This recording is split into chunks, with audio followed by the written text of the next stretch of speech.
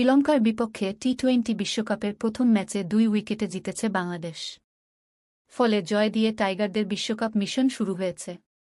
শনিবার ৮ জুন বাংলাদেশ সময় ভোর 6:30টায় যুক্তরাষ্ট্রের ডালাসের গ্র্যান্ড প্রেরি স্টেডিয়ামে ডি গ্রুপের খেলায় মাঠে নামে বাংলাদেশ ও শ্রীলঙ্কা।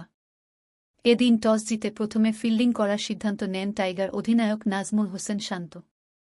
প্রথমে ব্যাট করে নির্ধারিত ২০ ওভারে ৯ উইকেটে ১২৪ রান করে শ্রীলঙ্কা। জবাবে ব্যাট করতে নেমে ৮ উইকেট হারিয়ে ১ ওভার হাতে রেখেই জয়ের বন্দরে পৌঁছে বাংলাদেশ। বাংলাদেশের হয়ে ব্যাট হাতে সর্বোচ্চ রান করেন তৌহিদ হৃদয়। তার ২০ বলে ৪০ রানের ইনিংসটি ছিল ৪টি ছক্কা ও একটি ৪-এর মারে সাজানো। এছাড়া লিটন দাস খেলেন ৩৮ বলে ৩৬ রানের ধৈর্যশীল ইনিংস। চতুর্থ উইকেটে এই দুই ব্যাটারের ৯৩ রানের জুটিটিই বাংলাদেশের জয়ে ভিত গড়ে দেয়।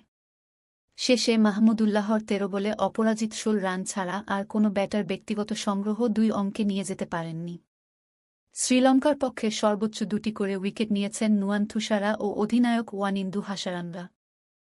এর আগে প্রথম ইনিংসে নিয়ন্ত্রিত বোলিংয়ের অসামান্য প্রদর্শনী দেখান বাংলাদেশি বোলাররা। ২০ ওভারে অতিরিক্ত হিসেবে মাত্র ৪ রান দিয়েছেন তাসকিন মোস্তাফিজরা। এর মধ্যে হোয়াইট ছিল মাত্র ২টি।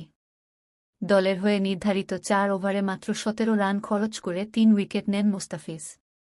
২২ রানে ৩ উইকেট নেন রিশাদ। এছাড়া চোট থেকে মাঠে ফেরা তাসকিনের ঝুলিতে গেছে ২টি উইকেট।